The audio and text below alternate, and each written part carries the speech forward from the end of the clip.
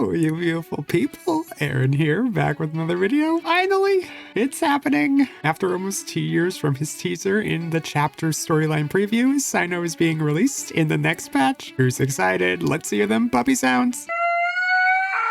As I have done before with my videos, today is yet another day where we discuss the kits of leaked characters. However, since this video is so early on, I will not be discussing his kit directly and stating what he will do. Instead, I will put his Honey Hunter world page in the description to see for yourself. But I can tell you this, Cyno is an Electro Elemental Burst reliant, normal attack, and elemental skill oriented main DPS hyper carry. That kind of just sounded like I listed off everything in his kit. Anyway, whatever. It makes more sense when you know what he does. He is also the first Electro main DPS we have received since Husky, which is crazy to think we haven't had an Electro main DPS in so freaking long, and no, I am not counting the Raiden Shogun because she is a driver, at least until she gets her second constellation. The difference is, Cyno comes out of the gate as a very usable main DPS character. Finally, the Husky power creep we needed.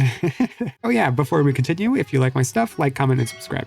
Love ya. Okay, onto the main thicky wicked of it all. Cyno, my very good boy. Cyno has a lot of good things going for him. He can deal a pretty good amount of damage and has really good internal cooldowns for his elemental applications. For those who don't know, this is important because it allows us to see what parts of his kit can proc reactions, how many times he can during a rotation, and when to help maximize his damage. His normal attacks have normal ICD along with his charge attacks, but neither share the same ICD. This means that he can normal attack then charge attack and proc reactions twice, similar to Hazo. On the other hand, his skill supposedly has no ICD, which means that every single time he uses it, his skill will proc an elemental reaction. Then he has a special enhanced skill effect that shoots off 3 projectiles that have a 2.5 second ICD and no hit number, which is weird, as this can happen only once for each ICD window, no matter the circumstance, so it might just have normal ICD.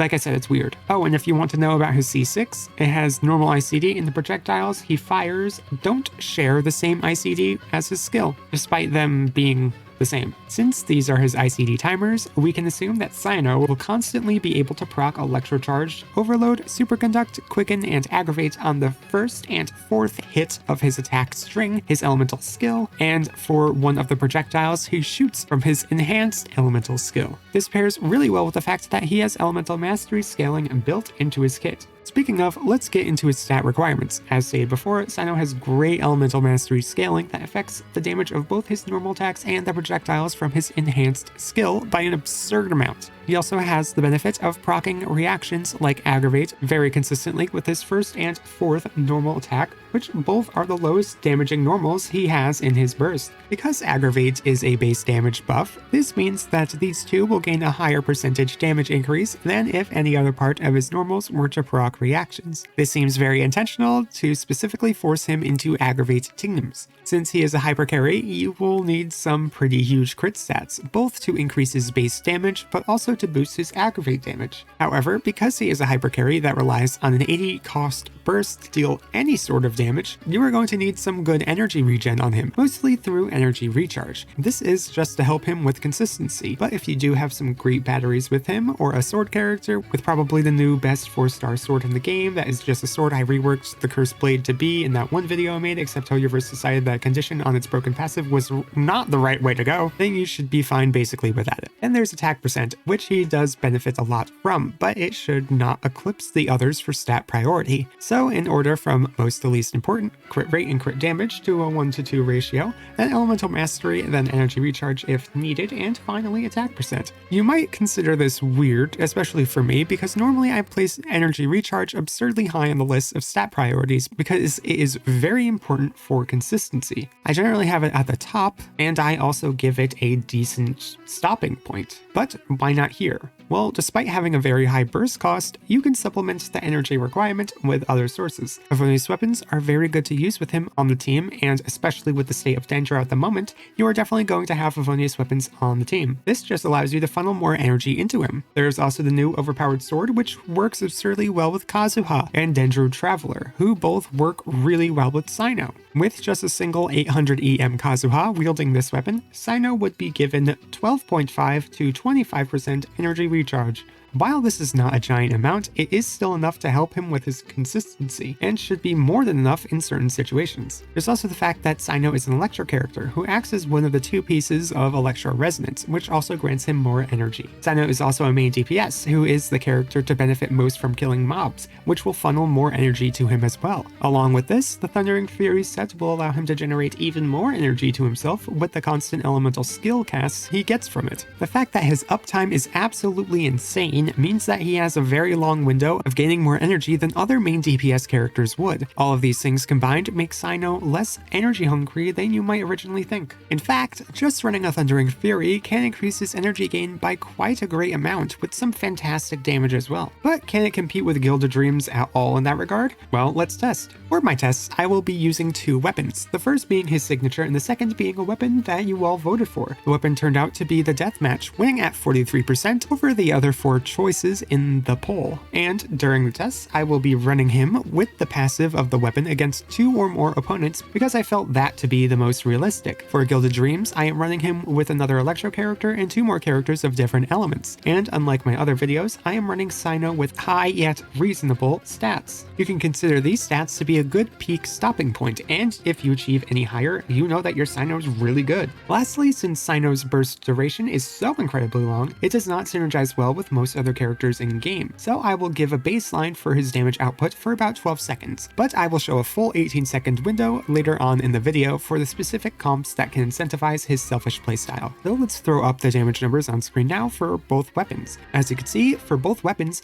Thundering Fury comes out on top. For his signature Scarlet Sands, the damage increase from Thundering Fury is about 13.2%, while with the Deathmatch, the difference is even greater at about 24.2%. But why? Well, there's a few reasons actually. One of them is Aggravate's damage bonus is actually impacted more by Thundering Fury due to it being added on during the reaction calculation and because of the straight up diminishing returns that Elemental Mastery has. So the more EM that Cyno has at the current moment, the stronger the buff that Thundering Fury will give Aggravate damage. There's also the fact that Thundering Fury is able to lower the cooldown of elemental skills when triggering a reaction, and since Cyno's elemental skill always procs the Aggravate reaction, he's going to get more Aggravates off during his elemental burst. Since he relies on Aggravate to deal damage, this means that a majority of his damage comes from his elemental skill more than anything else, which, as stated before, Thundering Fury encourages to an absurd degree. Lastly, there's the energy recharge situation. As you can see, Cyno with Gilded Dreams has a higher energy recharge stat than the Cyno with Thundering Fury. This is specifically because Thundering Fury is able to inherently generate energy for Cyno due to it reducing the cooldown of his elemental skill. It's to such an absurd degree that even with such low energy recharge on the Thundering Fury set, the Cyno with this set is able to still generate about 7.7% more energy than the Cyno that built energy recharge with Gilded Dreams. While Gilded Dreams might have Cyno's individual numbers be greater than those of Thundering Fury, the latter increases not only his DPS in the long run, but also his consistency. So we can be 100% sure that Thundering Fury is by far Cyno's best set. But what about weapons? Obviously, his signature is his best weapon, but what about the others? How well does Deathmatch hold up to the other weapons you can get in-game? Well, let's see how they both face up against every other weapon I could see Cyno being paired with, and again, at this point, these damage outputs will be at 12 seconds. Let's throw these numbers up on screen now in order from best to worst damage output. So where does Deathmatch fall? Well, it looks like it is surrounded on both sides by 5-star weapons like a girl on the casting couch is surrounded by...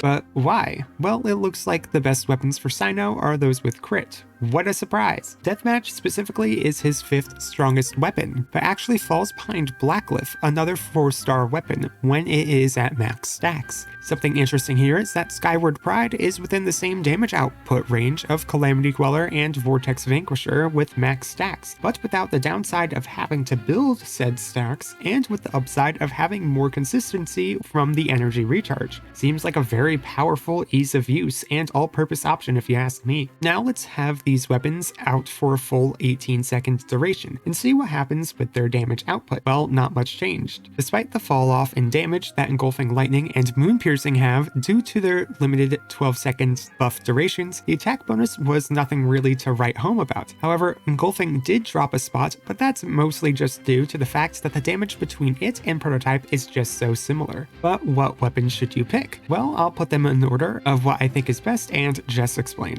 Obviously, Scarlet Sans and Homa are at the top, as Scarlet is just overpowered on him, and Homa deals insane damage with an easy-to-manage conditional passive effect. After that, I would say Deathmatch for a similar situation as Homa. The passive is also just not that much of a damage difference on him, as he mainly benefits from the free crit rate this weapon grants him. Jadewing's Spear also grants crit rate as well as attack and elemental damage bonuses. The passive is very easy to rack up on him too. Then we got Skyward, which is just above Blackcliff. I consider Skyward to be a superior option than just high damage, due to the energy recharge it grants Cyno, on top of it being one of his highest DPS weapons. While the other weapons may have it beat in damage, Skyward has those beat in consistency. For a visualization, compared to Homa, Skyward deals about 10.4% less damage in all situations.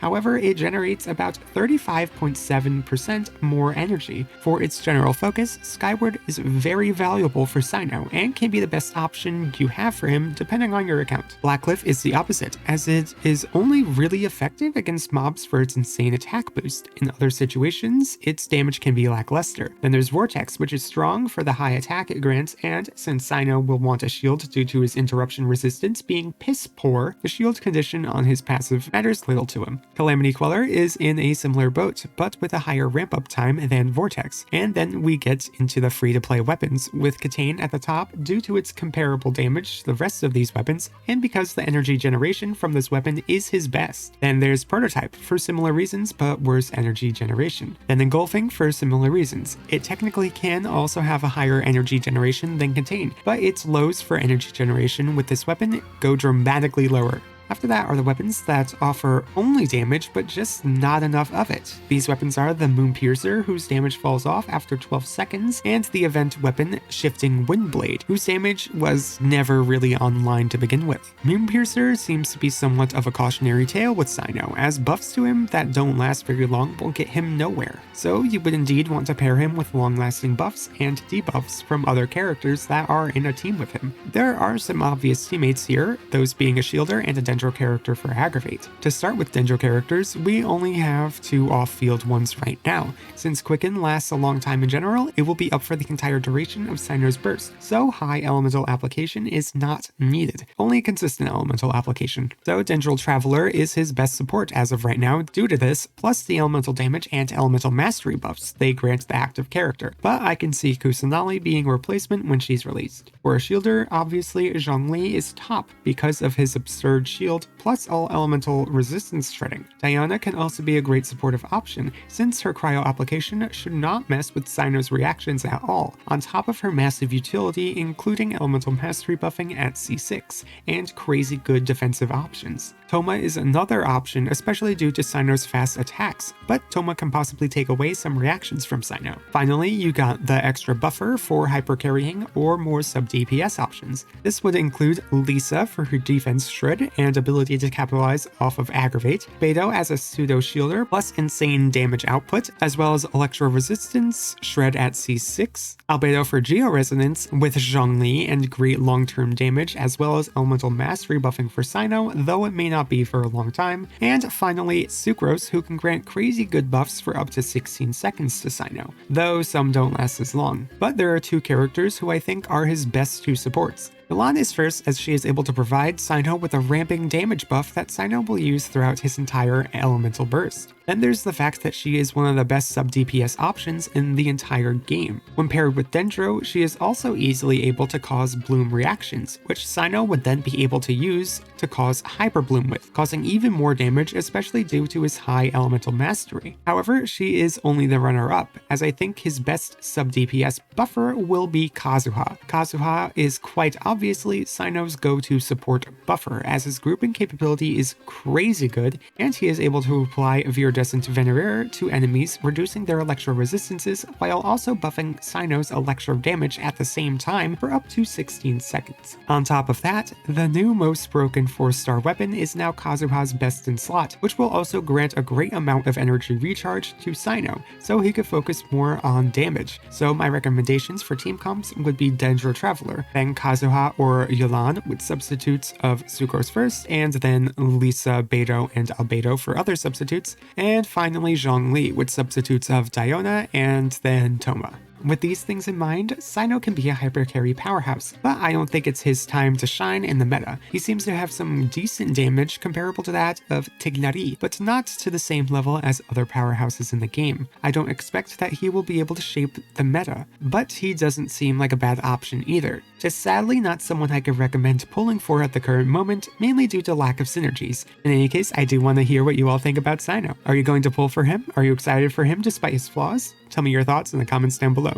But with that, I will get out of your hair. Thank you all so much for watching, and I hope to see you all in the next video. Bye bye!